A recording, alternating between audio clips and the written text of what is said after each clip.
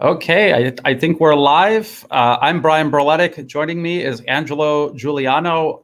This is the first live stream we've done in a long time. If you're new to the new Atlas and you haven't seen us do a live stream, we used to do them weekly. We're going to try to get back into that. And previously, we did. We used to do them weekly. We're going to try to get sorry, Brian. Okay. That's okay. We got to get back into the swing of things. Yeah. All right. Okay. So we used to do inflection, and we would prepare for a whole week to do it. Now, because of everything that's going on, we're quite busy with research and doing videos on a regular basis. So new Atlas Live, we're going to try to do a little bit more laid back. We're still going to dig into the topics, and we will open the question and answers. The entire stream. So if you have questions, just put a big capital Q or write question in all caps and then write the question. We'll try to get to it. And so let's see. Angelo, how are you? First of all, let me introduce you to people who haven't ever seen you. You are the one that actually got me into doing videos. You were in Hong Kong during the violent protests, and you were speaking out against them, the U.S. role in sponsoring them. And so you were doing something very similar to what I was doing here in Thailand, the same U.S.-backed agitators in two different locations. We are both trying to kind of inform people of what's going on versus what the Western media were telling. So how are you? How are you doing? Great. I'm finally back with my family. I can see my son every day. I mean, it's just amazing just to be back. It's very funny how, in the last few months in Europe, I felt very constrained when it came to freedom of speech. Just people just hammering you just for having a different opinion.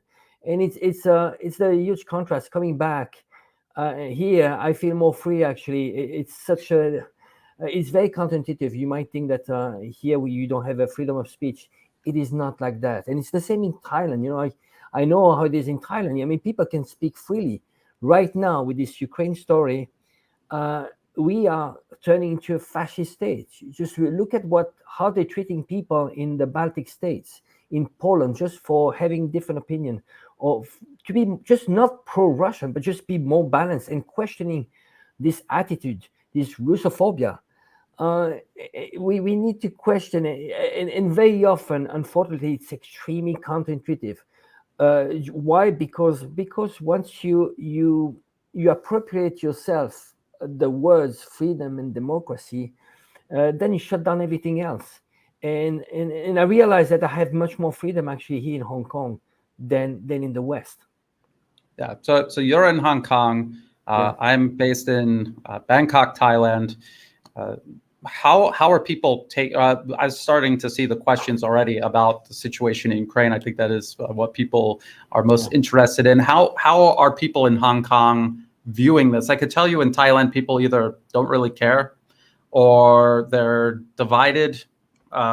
In other words, that they're not really taking a side, and there are a lot of people, and just like you said, they can speak openly and say, yeah, what Russia is doing was necessary. They were provoked into it by the U.S. People here are very well aware of what the U.S. is doing here in Thailand to provoke a crisis. So how is it there in Hong Kong? Well, in general, Hong Kong people are not very politicized. Actually, they became politicized once you had a National Endowment for Democracy, George Soros bring millions of dollars in the last 10 years. I mean, even more, 20, 30 years, they've been pouring lots of money here just to create a colored revolution. So they became politicized up to the moment that we had this national security law that actually got rid of all this for foreign interference. But in general, I would say mainland China is much more politicized. There's a very high level of maturity when it comes to general politics, geopolitics, just because that's how Chinese are. And so there's a much deeper level of awareness in China. You can talk to, if you're in Beijing, you talk to an average taxi driver. He will know everything, not only about China, but about the West. The contrast, think about it. Chinese, they know so much about what's going on. They know about internal politics, both in Europe and in the US. How much do average Western people know about internal politics, either in Russia or China? Either than just some simplifying by saying those are dictatorship, which they're not. They're not. There's a very high level of democracy. It's just people don't know how it works, and it's they found their own system that applies, that is a good fit for what they need and what people want. Just to give, you spoke about this. Remember how many times the approval. By Putin has over 70% of approval in Russia. The CPC in China has 95% of approval, and this is a study from Howard University. So you see, it's very counterintuitive. It's not because you can cast a ballot that it makes a system democratic. It's about how much it delivers and the level of satisfaction. And I tell people, why don't you take a flight? Just come over to China, come and see how it is. It might not be a good fit for Western societies. It wouldn't. But it is a good fit for Chinese. And learn about history. I've been here 27 years. I've seen the contribution. How it was 27 years ago, extremely poor. The people they had just the basic fulfillment. It was really tough. I've seen the changes, and I see the direction China is taking. But maybe we might not copy the Chinese model, but maybe we should just start to learn from them. So you see, they know about us, we don't know about them. So my work is more about bridging. I think you and I, what we can do is that just let people know that there's another world. There are other, because people are anti-Russian, anti-Chinese mainly because of ignorance. You are afraid of what you don't know. Yes. And I get that. So I think how we can contribute is to say, well, we've been 20, 30 years in Asia. We've learned some stuff, and our voice are much more legitimate than most of those clowns that you see in Western media, because they're clowns. And the reason probably that you and I came into doing this, we don't like to be exposed to go on media, but when we see how much disinformation there is out there, we feel responsible. We need to go out there and say, well, it's not like this. And I want to add one thing. People might see us as pro-Chinese, pro-Russian. We probably not. We want justice. We want facts to be out there. We are going to give facts on the ground, and we do the homework. And then at the end of the day, people, they can take their own opinion. But it doesn't mean that we are pro-Chinese, pro-Russian. It's not.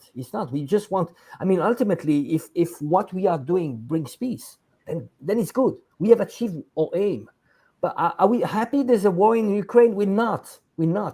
But maybe it's a necessary evil right now, just maybe so we can avoid World War III. Because the alternative was World War III, Yes. And what Putin did was not to start a war. It was to end a war. Yes. So I think what you've been doing, what I've been doing, we're actually trying to raise awareness of what is happening in these places where we live, the places we live, the region we live in, because the people here, in Thailand, there's media covering this situation in Ukraine from a Western point of view, and then there's also people just looking at it honestly and reporting what's actually happening. And people here have a choice. In the West, you don't really have a choice. So what we're trying to do, I don't need to educate Thai people on what's going on in Ukraine, because there are very good Thai language media here that will do what I'm doing, but just in Thai for Thai people. So let's just go real quick and let's see. Yes, I can do this. All right. So let's get back in the swing of doing this live. Will Russia take Odessa before or after the negotiated surrender by Ukraine? That is impossible to tell. I know that they're almost certainly interested in taking Odessa. I've heard Western analysts say it's not possible for Russia to do that, but these are analysts that said a lot of things that have already happened were impossible. Will there be a negotiated surrender by Ukraine. Again, it's so hard to tell at this point. The Ukrainian government and their Western sponsors are not thinking rationally. They're not thinking in the best interests of Ukraine or its self-preservation. It is a proxy. They are being used as a proxy, and the US will try to use Ukraine down to the last soldier if possible. So it's hard to tell, but it's definitely something to keep an eye on. Odessa has been involved in this militarily. Russia has carried out strikes on Odessa.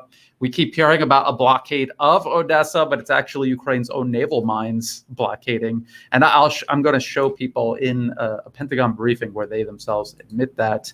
Let's see. Here, this is another one. A lot of people are frustrated about this. Why hasn't Russia been able to destroy the random Ukrainian missile strikes into Donetsk? Well, there's missile strikes. There's also artillery strikes and air defense systems, especially Russian air defense systems. They're the best in the world, but they are not invincible. They're not all powerful. And Ukraine is concentrating firepower on these civilian areas away from where the military action is happening. And so they're putting Russia in a very difficult place. Do they just turn Donetsk into a battle zone, or do they try to protect it the best they can while eliminating the Ukrainian military? Because eliminating the Ukrainian military, especially now around Severodonetsk, that will eventually give Russia the ability to clear out the positions Ukraine is firing at Donetsk from. Let's see what else. We'll do a couple, and then we'll go. Here's another question about how many missiles. Russia certainly seems to have enough missiles to carry on this offensive long enough. Now, I want to point something out. When I do my updates on Ukraine, I refer to Pentagon briefings. The Pentagon admits that Russia has amassed a huge amount of weapons, men, machines all along the border with Ukraine before this operation began. And they're still in the process of going through what they amassed there at the border. That is not the total summation of Russia's combat power. That is just what they prepared for this operation. In some of the articles that I was looking at right before we started, they're talking about, they bungled taking Kiev, and they thought the war would be over in 3 days, and they had no plan. They definitely had a plan. They planned for a protracted, intense conflict. That is what we're seeing right now. So they have a lot of missiles, a lot of artillery shells. Ukraine will run out much sooner than Russia will. Let's see, any other questions? There's another about under. Okay. Yeah, I just want to add one thing. I mean, sure. the Donetsk, the bombing in Donetsk. Well, keep in mind they are aiming at civilian infrastructure. I mean, civilians. They're bombing civilians. While Russia is not bombing civilians, Russia is doing all it can just to avoid civilian casualties. And Ukraine is the opposite. When it comes to Donetsk, it's all about civilians. And I mean, and this is very factual. It's factual here. It's not these days. It's not since February. It's been 8 years. 8 years targeting civilians. Absolutely, yes. That's something people constantly forget. This is 8 years in the making.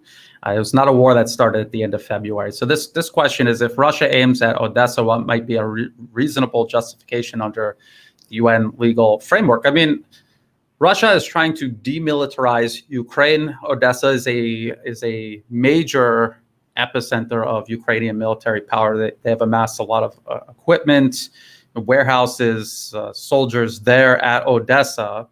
And so in the process of demilitarizing a nation that is a threat to the people of the Donbas region, to Russia, and quite frankly, to their own people, that would include taking Odessa as well. We'll just have to wait and see. We'll have to wait and see what happens. Odessa might make sense. I mean, if you want to bridge with Transnistria. And but then if they were to take the Odessa, then Ukraine would become a landlocked country. And the prospect, well, think about just this whole area in the south, like the seaside and the eastern side. We are talking about over 60% of Ukraine's GDP, because it's heavy agriculture, and so all the mining is there. I doubt the Ukraine project would be viable without those regions. Yes. Here's another really good question, not directly related to Ukraine, but kind of sort of, will China and the global South be able to ease themselves away from US and Western meddling without the Western powers instigating armed conflict? That's the trick, isn't it? This is what China and many other nations, including Thailand, this is what they're trying to do. They're very well aware of US meddling and their designs against their nation, their sovereignty, even their very existence, and they are trying to get it in check and deal with it in an indirect way without openly provoking the US. These nations are not all powerful. The US is a declining power, but it's still very powerful and extremely dangerous. And so this is the balancing act that every nation, including Russia and China, this is the balancing act that they're playing. Angelo, you got any thoughts on that one? Well, I think they've been planning this. Russia and China have been planning this for a long time, and probably for the last 10 years together, China and Russia. But especially China, when think about this since 1989, they started opening China, and there was this color revolution, financed and with support from the US. Since then, China was extremely careful. It needed investment from the West, transfer of technology, so they were pretending to be kind of neutral, but somehow they were preparing just for today. They knew exactly since the Pentagon paper. You mentioned quite a few times the Pentagon paper. The Chinese were aware of that. They knew that the US was instigating trouble in Xinjiang. They were funding terrorists there, and so the separatists in Tibet. Dalai Lama has been financed by the CIA since the 1950s. They knew about the long-term plan. It's about just wait for the right timing, and the information space. I think China, a lot of countries around Southeast Asia, they need to learn from the Chinese model. Just protect your national sovereignty, and information space is as important as your border. Because once you get your hands on that, you are going to get your hand on the message and ultimately, control the mind of people. And this is the war that actually Russia and China need to be better than that. Just communication, because the next stage, if you want to be a power to confront the US, you need to also win the heart of people, and they're very far from that. Just because people are educated through Hollywood. Yes. People learn about history through Hollywood. You can do whatever movie you want. So this is what they need to compensate Russia and China. Okay, two more questions. And one is asking about Angelo. Angelo, do you have a YouTube channel? Yes, you do. I've put it in the video description below. So check out the video description below. There's a couple of things. I don't do super chats and I don't monetize any of my YouTube videos. So if you're watching a video and a commercial pops up, just skip it. You don't have to sit through it. It's not doing me any good. If you want to support my work, in the video description below, there are ways you can do that outside of YouTube. And Angelo's YouTube and also Twitter account is listed there. The link is listed there. I think let's do this.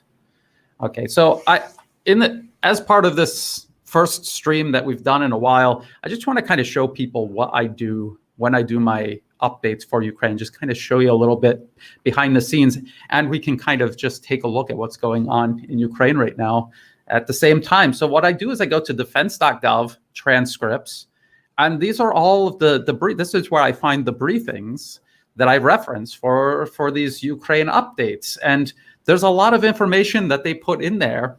They're always trying to spin it as some kind of positive developments for Ukraine, but when you actually look through it and look at the details, you can see a totally different story. And that's why I show people a Pentagon briefing. I do. Sometimes I do. I go to TASS. This is Russian state media, and I show you what Russia is saying. But if I can show you Pentagon admitting, the Pentagon admitting Ukraine is losing, then, what else is it going to take to convince you? If they're going to admit that every single briefing, Russia is making progress. If Russia is making progress, Ukraine is doing the opposite. They're losing. So anyway, for today, the last briefing was June 2nd. So there hasn't been any recent briefings. I'll keep an eye on that. There's also this on Facebook. This is great. General Staff of the Armed Forces of Ukraine. Now, they'll tell you about the Ghost of Kiev and Snake Island and everything, anything they can find to try to throw at you to convince you that they're winning. But even here, if you look through this, it's not good. This is not a very impressive list of accomplishments. This was 3 hours ago, and even for Severodonetsk, let's see where is it? The link will be in the video description below. You can check it out. But even in Severodonetsk, they admit that they're in the middle of the city fighting with Russia. And if you go to this right here, Institute for the Study of War, they get their information from the Ukraine General Staff and also the Ukrainian Intelligence Directorate. So even they will tell you that Ukrainian forces in Severodonetsk, they're confined to the industrial area, and Russia holds the majority of the city. Actually, I think there's even a map here. Angelo, you got anything you want to jump in with while I look for the map? Well, that's the usual war propaganda, and it's been the West is as just a single voice. All the information come from the same sources. You just need to look at who's funding this Institute of War. It's all U.S. State Department, very often NED that are funding those sources of information. So here they cannot admit and it's actually very criminal. Ukraine is suffering heavy losses, and now they're starting to tell the world about the reality that there are heavy casualties. I mean, lately, what was Zelensky? He was talking about what something between 60 to 100 deaths per day, right? It's probably 3-4 times that. And then if you take into account that for one death, there's probably 3-4 times more people that are injured, we are talking about thousands people that are incapacitated every day. How many days? It's been 100 days. I mean, if we have another 100 days, it's going to be 100 soldiers that are incapacitated. And those are inconvenient truths for the West. At some point, it's funny, that the West is actually saying we should avoid to humiliate Putin. Well, it's very clear the West is being humiliated here, and it's actually, I think this war, we need to look at the broader context. This is empowering the global South. The anti-NATO forces, all those voices that they were mute for decades, because nobody wants to confront the US. I mean, look at what happened to Saddam Hussein. Look at what happened to Gaddafi. Look at what is happening, the sanctions in Venezuela. Now you have actually Russia that is actually responding with the language that NATO understands, which is violence, which is, and it's working. It's working, and this is going to change completely the trend. You have the BRICS that are siding with Russia. What a huge surprise. Who had believed that actually India would side with Russia? And so the world is changing. And well, what are the alternatives? Are we going into a hot war with two fronts, Ukraine and Taiwan? Or are they going to be more rational and say, well, now how can we sit down around the table and maybe have a new Bretton Woods agreement, new accord, just on how we can enter into this new era of multipolar world? I think things are definitely shifting. I put this up on the screen. ISW is a joke because I'm at the Institute for the Study of War, and it is. It's a neocon propaganda front.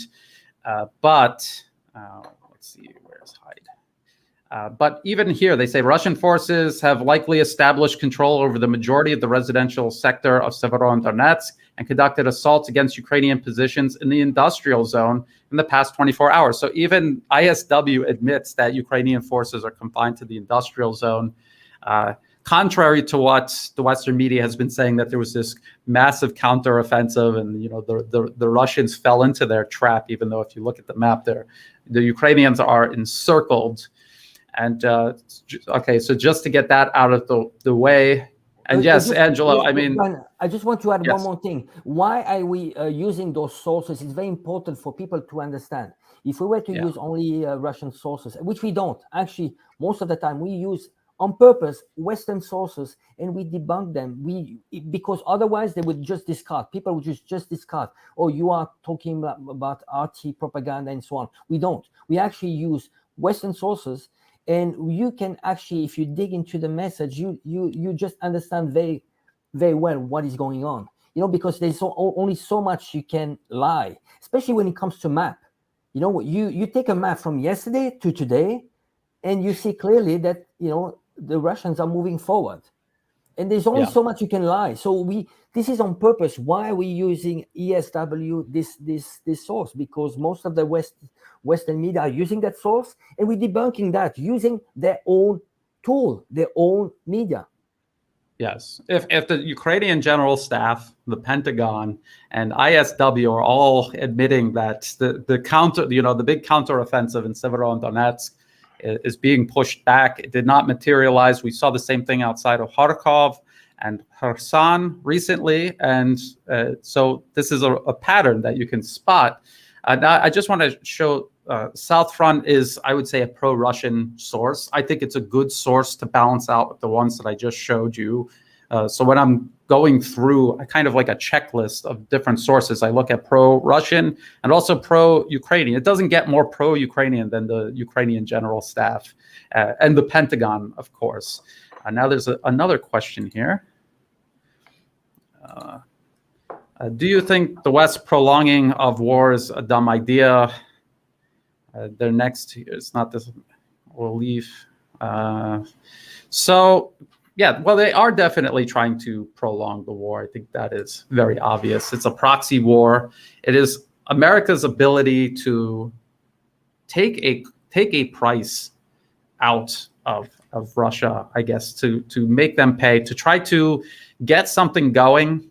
I think they thought they could get something going, maybe expose some sort of weakness that they could exploit. I don't think that it's working out well for them. And it's a lot like what they did in Syria. They made an attempt at overthrowing the Syrian government, and Russia spoiled it.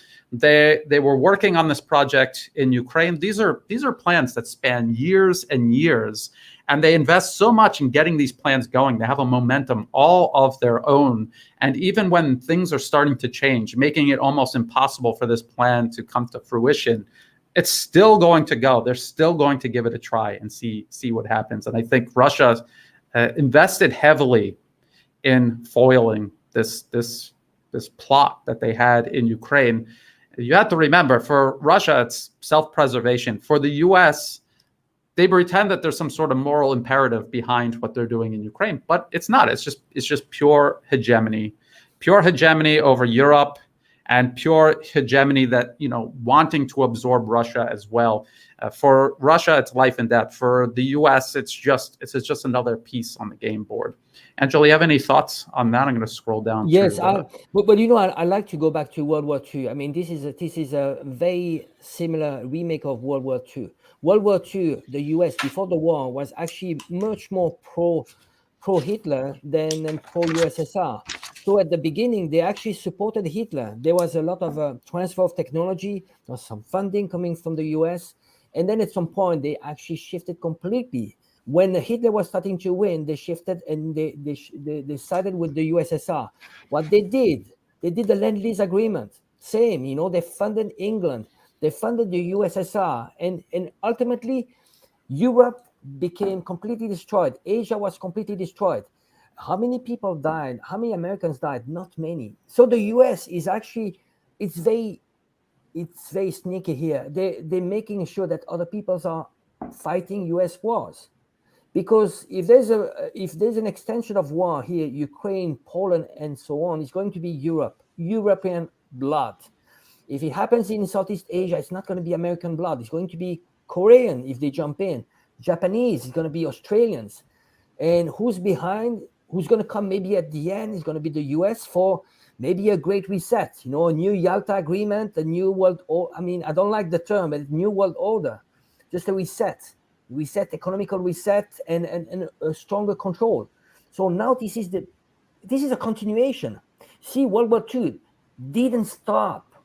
People, they think this is, this is another war. It's not. It's not. The U.S. didn't get rid of the USSR. You know, they wanted to destroy it for a long time. They made sure that it dissolved. USSR dissolved, but you know, and they wanted it to be completely weakened. It didn't. You know what they wished for was a continuation of Yeltsin.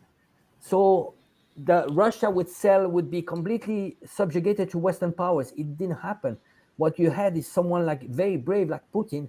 That actually is working for his country. He knows that if he doesn't take care of this problem of Ukraine, next is going to be Russia, and they're going to annihilate. Look at what did. Just think for a second. You know, sometimes I think, what if Russia didn't have the nuclear bomb? Think about 1 second what the West would do to Russia. Yes. Just knowing what they did to Libya and Syria and Iraq, what do you think they would do to Russia? Luckily, I mean, Russia has a nuclear bomb as a deterrent, because otherwise they would completely destroy Russia. And I'm not even talking about China. Just thinking how white supremacists they are, because deeply inside they are. What they would do to Chinese. I tell you, they put Japanese into camps, concentration camps in World War II in the US. Think about what they would do to Chinese all around the world. Yes, we see the anti-Russian streak taking place across the West. Imagine when it's China's turn. I keep warning people about this. This question right here: why does Europe keep the sanctions up while they can see they're not working and even hurting Europe? Well, that is a good question. Why are they doing that? Because they have put on this big show, this big public political show about how they're anti-Russian and how evil Russia is. They've painted themselves into this corner. You know, it's obvious the sanctions aren't working the way they thought they would, and it's hurting them.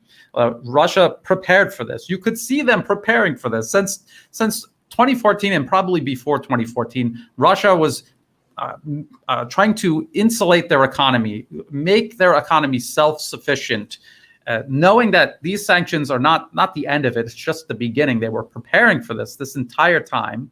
And all the US and its allies know are sanctions. Sanctions. That's the only thing that they know beyond war and proxy war. And so now they've gone out on the limb and said this. There's no way for them to get back. Politically, there's no way for them to get back easily to start doing business with Russia again. I mean, how could you do business with Russia again after you just accused them of genocide, of, you know, being Hitler 3.0? I mean, or 2.0? How could they go back and do business with Russia? It'll be very difficult.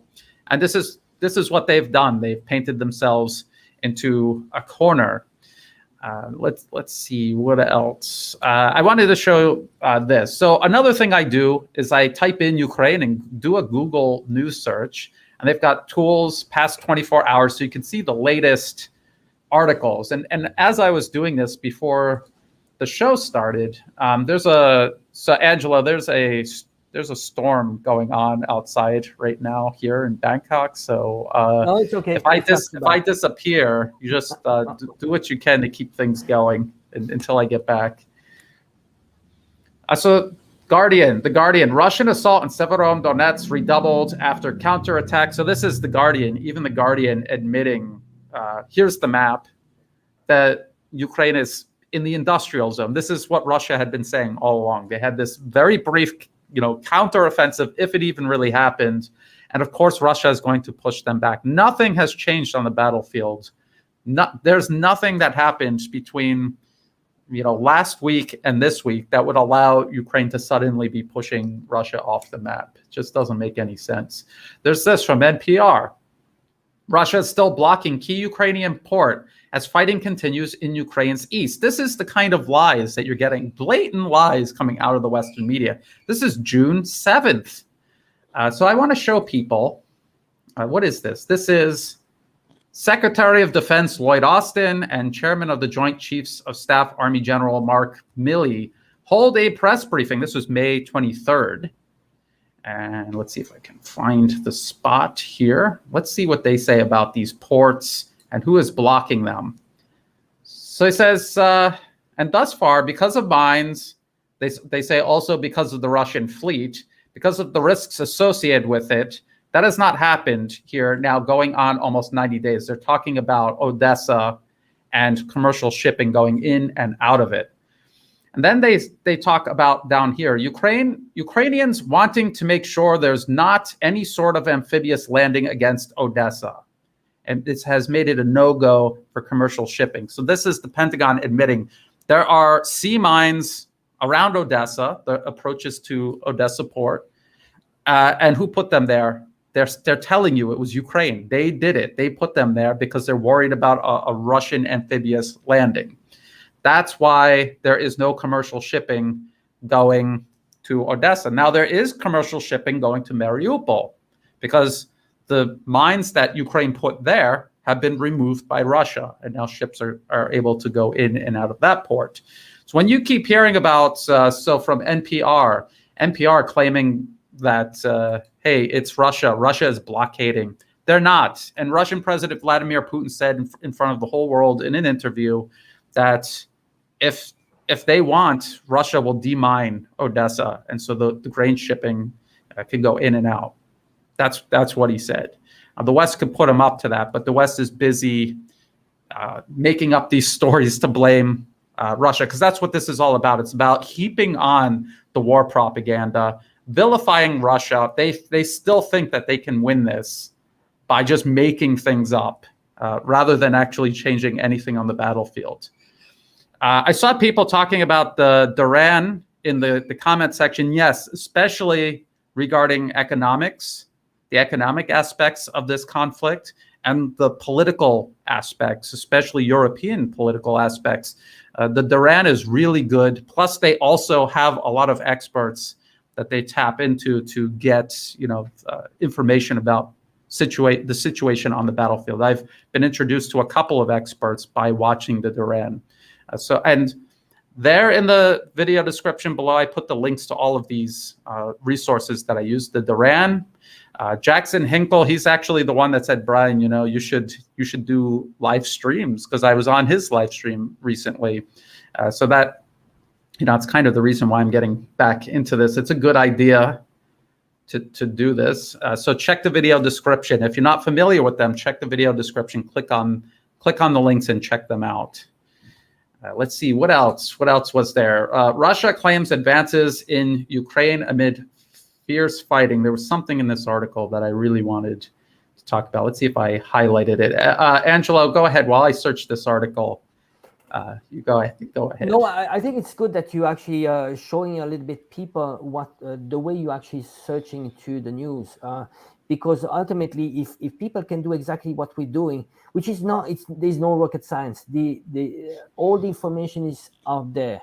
It's about questioning. It's trying to find the source and the source of the message, and be journalists on our own. It's just because we on our ourselves can do much better work than what they're doing, because it's ultimately a propaganda.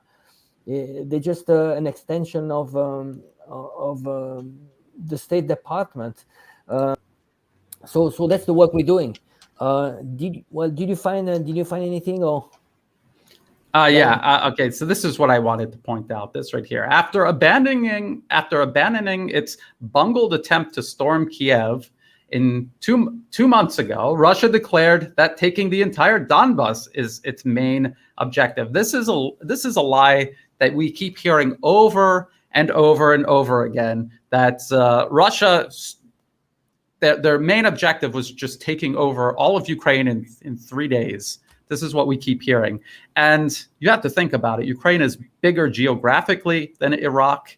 It's got almost twice the population of Iraq. And it was more heavily armed and better trained ahead of this conflict than Iraq was in 2003 when the U.S. invaded. Also, the U.S. sent in way more troops into Iraq during the invasion than Russia has during these operations this year. And so to think that Russia actually imagined they would take the whole country over in three days, that is ridiculous. The Pentagon has mentioned over and over again the amount of weapons that they amassed at the border. That was not there for just 3 days of fighting. That was there for months and months of fighting. So and I've explained this before, they went into Ukraine as fast and as far as possible. In some areas, this strategy is a high-risk strategy. It paid off in Kherson in the south.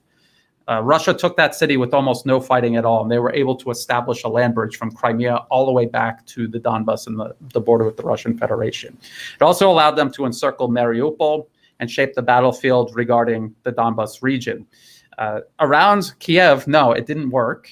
And from that point on, they didn't have nearly enough troops to even encircle Kiev, let alone take it, if there was resistance in Kiev. So as soon as there was resistance in Kiev, it became a fixing operation.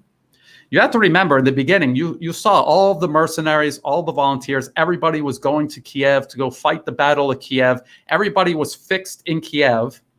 And all of that time, Russia was consolidating control over its land bridge in the south and shaping the battlefield in the Donbas. Now, what did Russian President Vladimir Putin say his objective was going into Ukraine? This is the transcript of his speech on February 24th, 2022. And it says down here, it's kind of long, but it says down here, the purpose of this operation is to protect the people who for 8 years now have been facing humiliation and genocide perpetrated by the Kiev regime. To this end, we will seek to demilitarize and denazify Ukraine, as well as bring to trial those who perpetrated numerous bloody crimes against civilians, including against citizens of the Russian Federation. They're talking about the Donbas region, protecting the people in the Donbas region, and they're talking about demilitarizing and denazifying Ukraine as part of that process. And the vast majority of Ukraine's troops are going to the Donbas region to fight Russia, and they are being destroyed. So I hope that clears it up for people a little bit more. It's always important just to go back always to history. I mean, how did we get here, especially for people that are jumping in? I recommend, I don't know if you heard about Jacques Beau, this Swiss intelligence officer that actually, he was actually working for NATO. So he's not pro-Russian, but he was actually clearly saying that before the Russian special operation, they were actually gathering troops and to attack the Donbas. They were getting ready to attack Donbas, and the shelling had increased. I mean, tenfold. You know, they were. So what the Russia did was just to prevent that, and I think that it was a huge frustration from the West that actually they didn't expect Putin just to do it, and Putin said it clearly. If you know that war is unavoidable, you'd better strike first. So it was a very good move, because this way he could actually gain really quickly, how can I say, supremacy over the air. Not total supremacy, but a huge advantage. And we're seeing the difference right now. Just by having that supremacy and having also long-range missiles supremacy, it makes a huge advantage for Russia. That's a good point to bring up. I actually have a video that I prepared ahead of time. Let's see if I can share the screen here. So this is an M109 self-propelled howitzer, 155 millimeter. It's like the M777s, only it's on tracks. It can move around. And this is Russia finding it. There were 20 of these given to Ukraine by Norway. These are originally, they're an American weapon system. And I don't know if you can see, but those are multiple launch rocket system rounds hitting what is a whole battery of these M109 self-propelled howitzers. You can see 1, 2, 3. You can see a fire there. And this is exactly what you're just talking about, Angelo. Russia has a massive advantage in terms of air power and artillery. Massive. Just there's nothing that Ukraine can do to do anything about this. And because of that, whatever heavy weapon system the US and its allies sent, yes, someone said cluster munition. I do believe they said that was the rockets using cluster munitions. And when you see those vehicles, you don't see them all blow up like in Hollywood, but they have armor, but the armor is not that strong. It's not like a tank. And the shrapnel, the explosions are probably going to wreck those vehicles, even though from the air they don't look like they've blown up. So sending HIMARS sending Leopard tanks, sending self-propelled howitzers, sending all of these heavy weapon systems to Ukraine is not going to make a difference. They had all of these capabilities at the beginning of this conflict, and Russia has taken them off the battlefield, and they will continue doing that no matter how many you send. The thing with the US and its allies, they cannot send more to Ukraine than Ukraine already had at the beginning.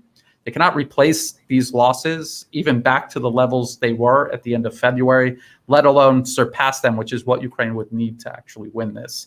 And at the same time, Russia has factories and rail feeding weapons and ammunition into the theater of battle constantly, and Ukraine does not. So this is a war that Ukraine cannot win. It's just not going to happen. I'd like to add one more thing. I think what makes there's a sort of war of procurement. It's about how they can supply, how much the industry, both Russia and the West, they have this capacity to replace the huge amount of destruction and also the ammunition. And we see clearly that actually Russia has that, while in the West, there is so much depletion that actually they're putting those countries in Europe in danger because there's so much weapons being sent. Of course, I mean, the weapons, the first range of weapons that were sent, they were like second grade. I mean, everything they didn't need, and probably they made Ukraine pay a high price for that.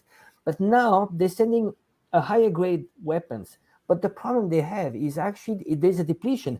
And when you look at actually Germany, how long it's going to take for them to deliver those tanks? 2-3 years, I don't know how many, it's a very long time. On the other side, we got Russia, a very strong industry, and you have a probably shorter lead time and a huge capacity. And I think people, they really underestimate that this actually might be a war of procurement. And procurement, it means like the whole supply. Can you disrupt the supply chain of Russia? No.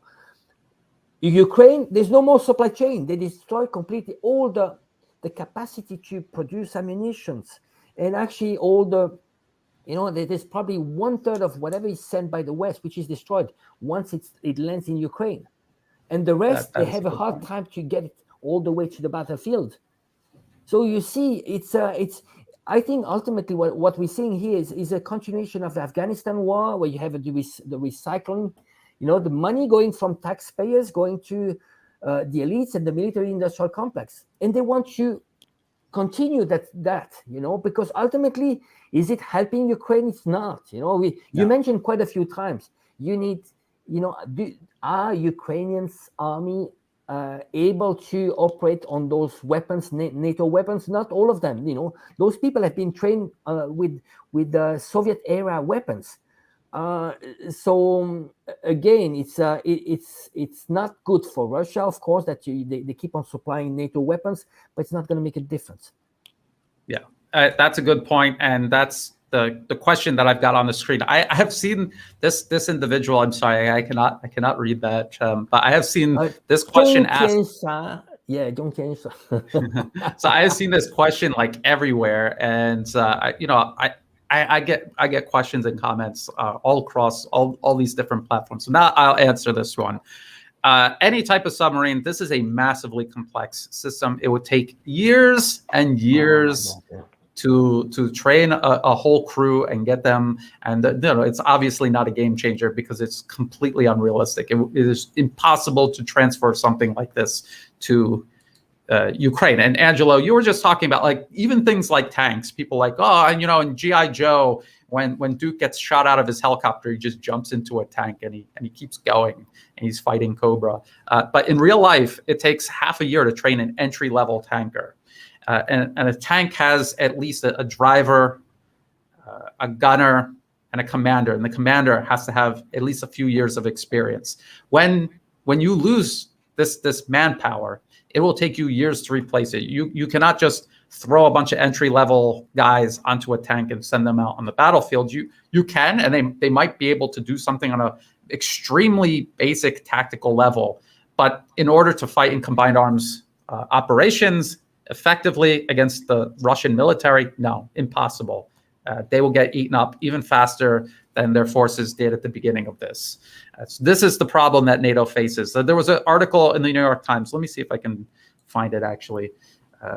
There's an article in the New York Times talking about how these weapons are too advanced and they aren't even able to use it. Angelo, go ahead. Let me see if I can find it. Well, also spare parts. I mean, those tanks, they break down. You need also all the supply chain, the spare parts to repair, the abilities. Do they have that? No, I mean, they destroyed all the abilities to repair tanks. So this is why you see so many Ukrainian tanks on the battlefield. They leave them there. Once they break down, they leave them there because they don't even have fuel actually right now. They have a huge problem just to put fuel on those tanks. So sometimes they don't even break down. It's just because they don't have any fuels. I was wondering, Brian, what do you think if we touch a little bit on Taiwan?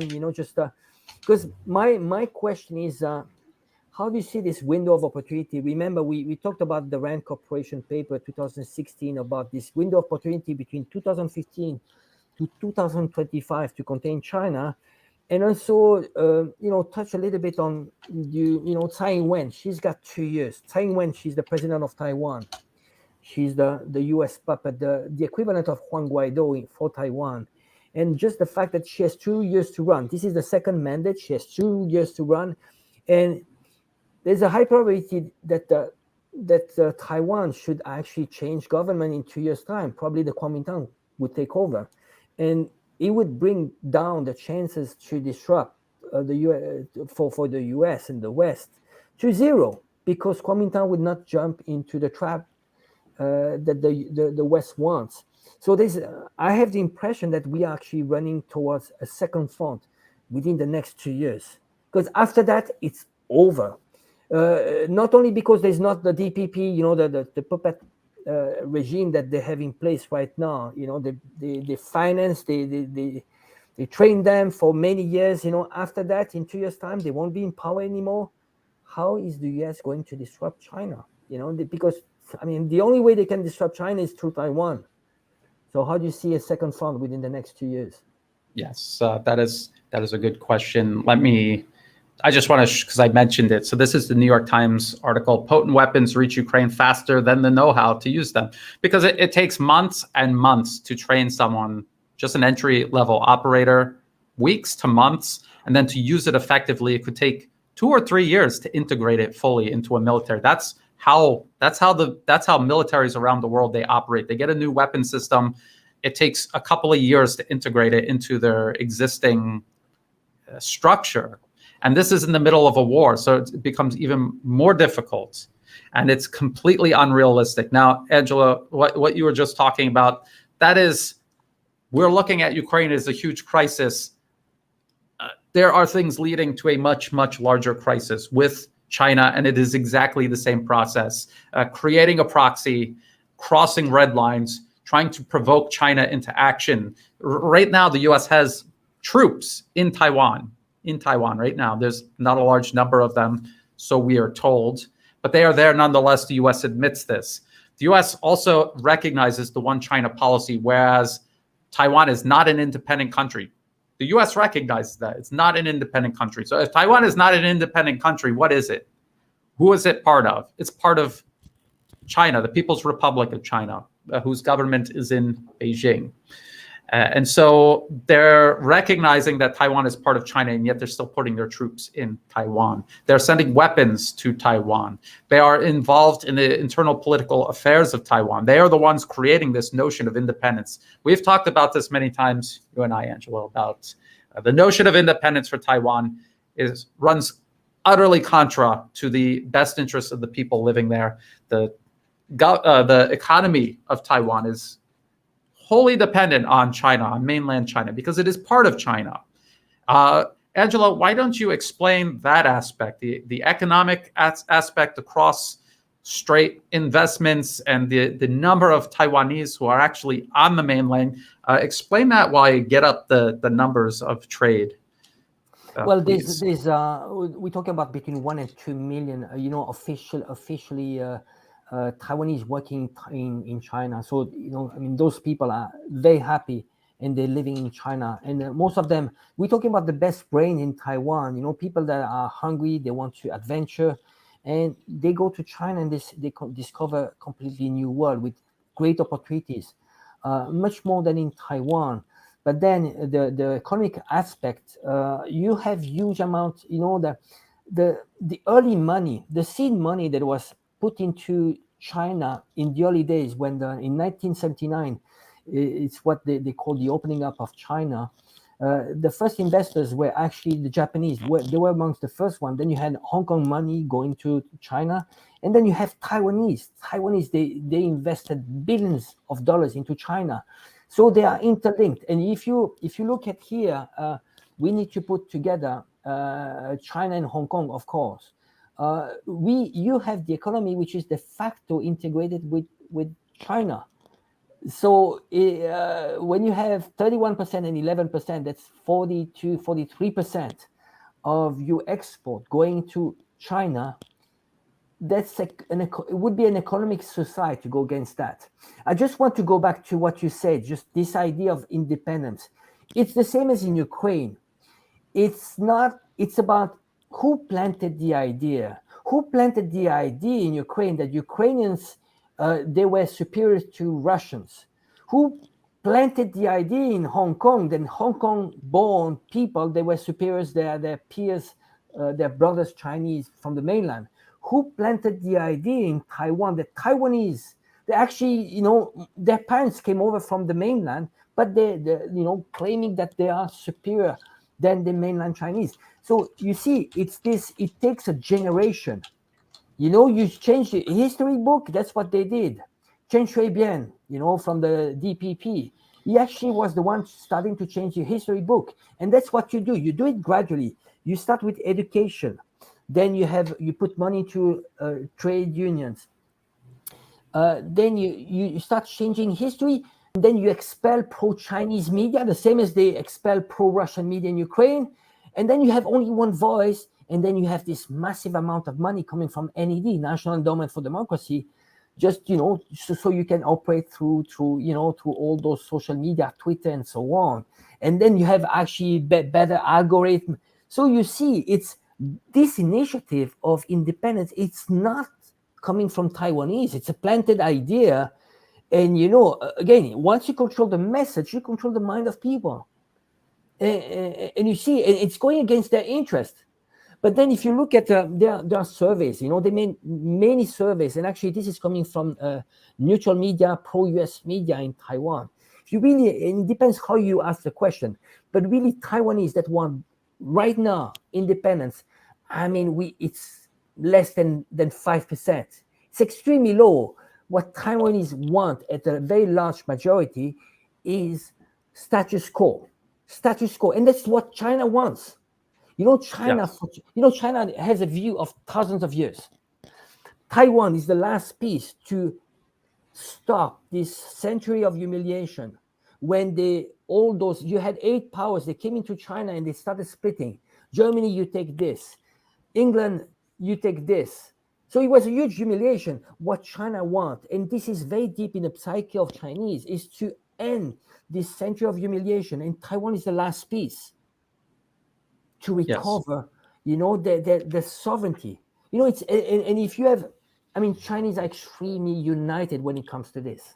They're united behind the CPC, but then when it comes to sovereignty, you have 100% of Chinese that go to war for that, because they know what it means, and they cannot afford, and the CPC would never happen, never happen. But the US know that this is a red line. If they cross the red line, you see what happened with Putin. Chinese don't bluff. They don't bluff. They never bluffed. When it came to Taiwan, it's like, you touch Taiwan, we are going to war. I just want to say one thing, just to compare what when there was the handover of Hong Kong, Margaret Thatcher, she was actually starting to be, she didn't want to give back Hong Kong. And the Chinese, they say, if Hong Kong doesn't go back to China, it's going to be war. Textually like this, it is going to be war. And they were going to go for war in the 1990s against England because of Hong Kong.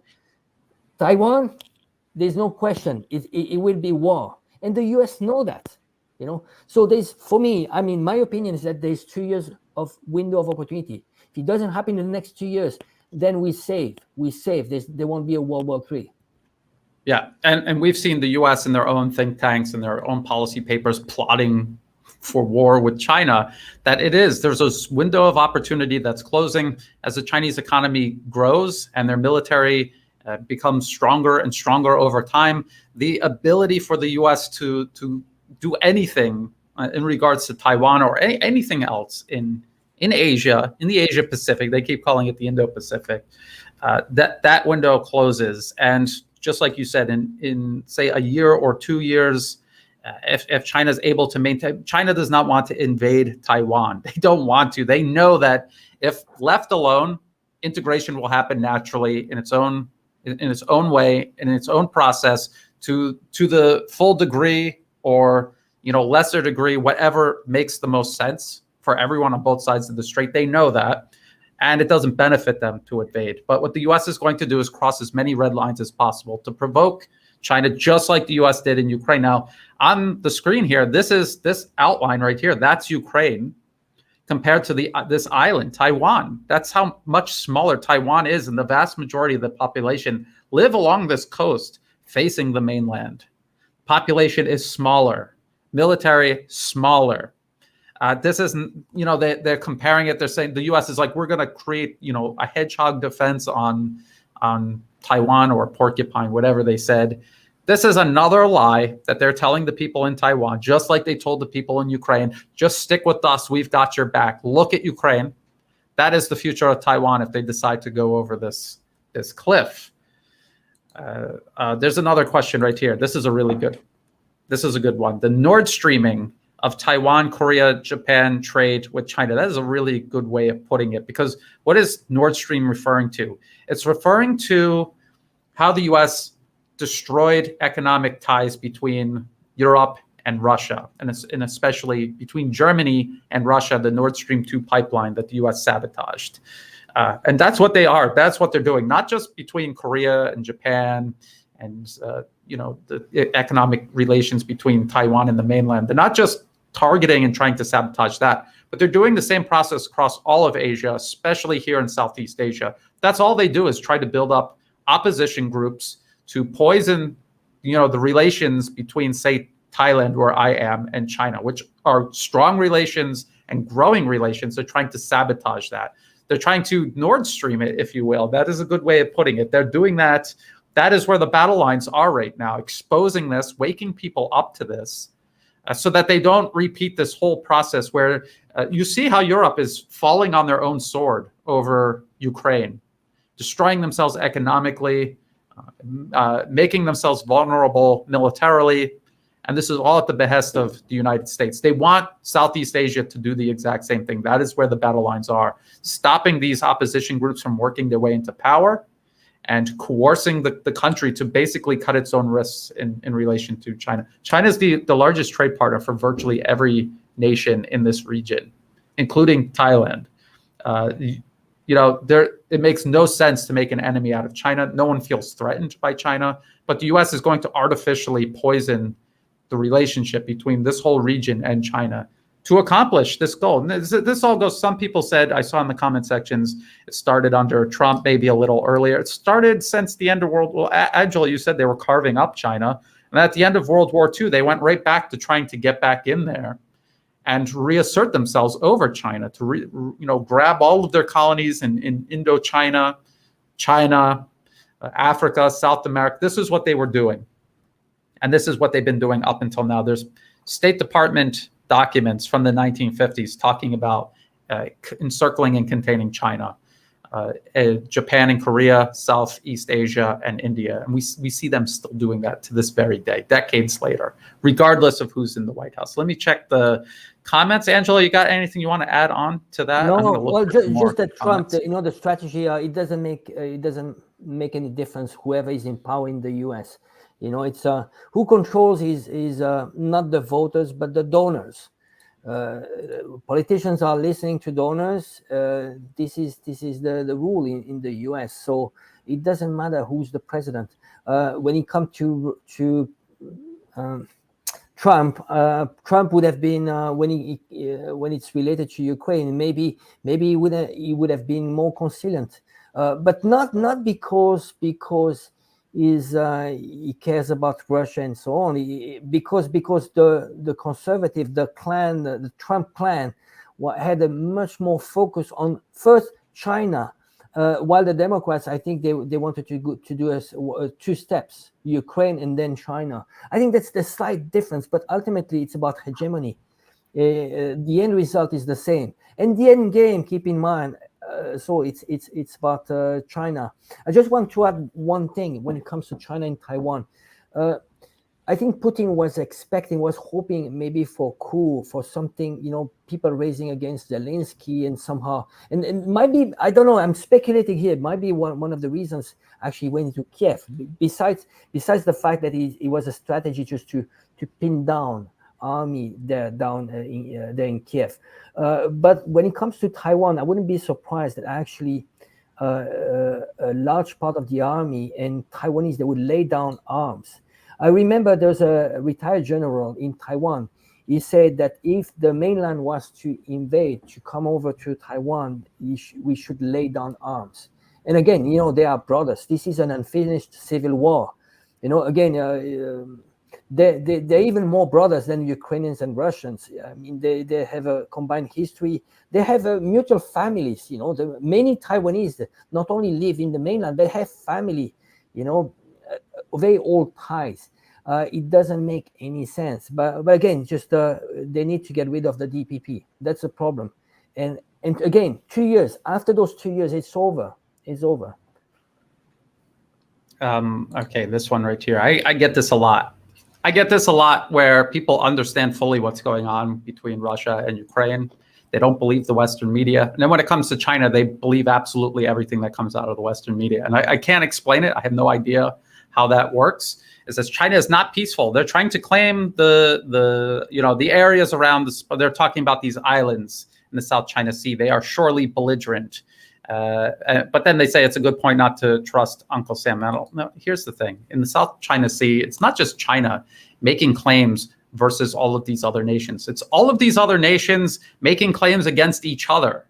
They all have overlapping claims. This is not out of the ordinary. There's nations all around the globe, including in Europe, between European countries, where there are maritime disputes that sometimes become heated, where they have Coast Guard boats running into fishing boats in Europe and also in the South China Sea. And not just between China and everyone else, but between everyone else also. There are instances where, Malaysia or Indonesia, they will get a bunch of fishing boats. Of course, there's nobody on them. It's a political stunt. They will blow them all up and sink them and to make their point about their own respective claims. But this is something that everyone in the region wants to resolve bilaterally as it comes, issue by issue. Even the Philippines, they want to do this bilaterally because other than these maritime disputes that they have with one another, their trade, their business with one another is so much more important. And they like to tap into this as a political distraction from time to time, but it is not as serious as people think it is. And you would only think that it was serious by reading the Western media, because the Western media wants to take what are otherwise normal, typical maritime disputes and inflate them into a regional or international crisis, so that the U.S. has a pretext to inject themselves into the region militarily, getting involved in resolving it with these countries, bringing the Philippines to the Hague and some fake arbitration tribunals, something or another, that even the ruling, when it came out, the Philippines said, no, we're not going to wave that around in China's face. We're going to talk to China and resolve it. China has in the past resolved it. I think it's a 9-dash line now. Before there were more dashes, and they made concessions to Vietnam. They actually gave Vietnam part of they officially recognized that. And this could happen with all of these other nations if everyone just stepped back and more importantly, got the U.S. out, because the U.S. is inflaming things that otherwise should not be a big issue. Just maritime disputes. Actually, there are even maritime disputes between Canada and the U.S., between Australia and Indonesia, between Russia and Japan. So it's nothing new. This is very common. The rule since World War III has been status quo. We maintain the way it is, and somehow we'll find a solution. The same as, I mean, you have sometimes frictions, of course, between India and China and so on, but we're not talking about war, escalation. Very often you get someone from external that is thousands of miles away coming to the dispute and saying, oh, you should fight it. And why? Because it's the old strategy of divide and conquer. It's always the same thing. The way they were doing, the British Empire was going around the world. How did they get all those countries? How did they get India? Well, you divide and conquer. You side with one against the other, and that's how you get continents. It's not only by having people on the boots. Now it's much a bit more subtle. You just finance people. And actually they take even more step back. Why? Because you won't find Americans willing to die, to send their kids, to die. Not anymore. Not this generation. Not this, like Game Boy generation. Do they want to? It's okay. War through Hollywood is okay. But what is happening in Ukraine? Well, do Europeans really want to send their kids? They won't. This is a new generation. They need to wake up, and they need to wake up really to history. Repeating history over and over. That's the frustration. Yeah. Frustration. It's again, who is going to die if there's a World War III? It's not the one that instigated. The US was on the back, and they have limited pockets. Because of the dollar hegemony, how much can you spend? You can spend trillions, because the trillions of debt are not supposed to be repaid. So you pour in. But this is, it has limits. At some point, this system is going to collapse. It is collapsing. You see why we have hyperinflation. That is related to this blindness. You just spend, and you've been living extremely well for the last 50 years because of living off the global south. It's changing. It's changing. Just now we need to wake up to tell the West, what? There's 20% of the world is not the global, the international community. It's not. We need to stop that, and maybe we need to be more rational, like, why don't we start talking about global prosperity? Listen to the Chinese, it's about global prosperity. And they are doing that. They are doing that at home.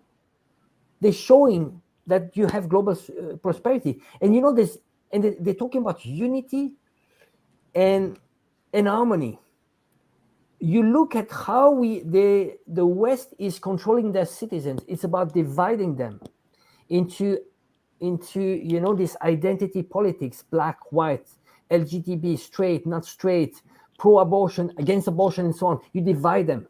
In China, constantly you have one saying. It's like how we can build a better society and harmony and unity. And that's bringing a better world, not about dividing them. You see, it's very counterintuitive. You might think that democracy is something that is making a better world. It's not. It's not, because the strategy is divide people to better control them. Yeah, well said. And we've had this conversation many times before about Western style democracy.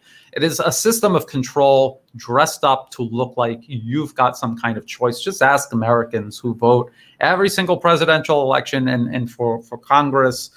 How many of them want universal health care or want the wars to end, and how they won't get either. That'll never happen because it's an illusion.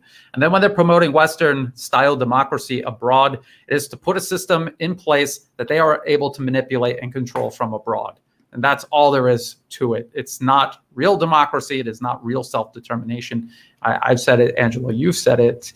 You cannot have self-determination if everything about your opposition movement, for example, is being determined in Washington. That is just foreign interference dressed up as democracy, as self-determination. Now we've passed the 1 hour mark. In future streams we'll ask, like, how long do people want them to be? Is an hour about right? I think an hour is pretty good. Yeah. Also, I don't have super chats or anything like that. I don't monetize any of my videos. So please, if you're watching my videos and you see an ad, just skip it. If you want to support my work financially, look in the video description below for different ways you can do that. You can find my work and follow it in other places. Also in the video description below, Angelo, I put your YouTube and your Twitter account in the video description below, as well as all of the sources that I use for my Ukraine updates, and a couple of other places you can go. If you want more commentary like this, I put a few other YouTube channels and websites there that you can check out to get more information, especially about the situation in Ukraine. Jackson Hinkle, he does a good job on Russia, yes, Ukraine, and also Asia, which I think is great, because I don't think there's enough people out there getting both right consistently. So he's very young. He's got a lot of energy. He's way more cut out for this than I am. So I just want to give a shout out to him. He had me on his stream recently. Check my, let me show people this, because I never knew about this. Like maybe because I am a geezer, I don't know. Let me show you this. You go to the videos on my channel, and there's a search function here. So if you ever want to know, like, what does Brian think about Cambodia, just type it in there, and all the videos that I ever did on Cambodia will pop up. I have over 500 videos. Also, if you go to community, I share articles that I've written that are published elsewhere. This was me on Jackson Hinkle's channel. I was on Vanessa Beeley, her channel recently, and I post all of that there, so people can go check out that. So I just wanted to point that out, rather than just waiting for notifications. There's other ways you can look from my work and Angelo's work. Thank you, Angelo, for joining me. We're going to try to do this more often. We have been doing it weekly, and then we just disappeared for a while. We'll get back into it. Thank you, everyone who joined. Please, if you haven't already, really quick, just hit the like button. It helps with the algorithm. And if you didn't subscribe already, I would appreciate it. If you subscribed, you don't have to, but I would appreciate it. And thank you. Thank you, everyone, for your comments and your input. That's why we do the live stream, because I want to talk to my audience. I want to hear what they have to say and be able to answer their questions as best as I can. And Angelo as well. We do a lot of research behind the scenes and help each other out. Angelo, you've been doing videos and posting them on your channel recently, so people, please check that out. And again, thank you all. Thank you, Angela. Everyone have a great rest of your day or evening, and bye for now. Oops.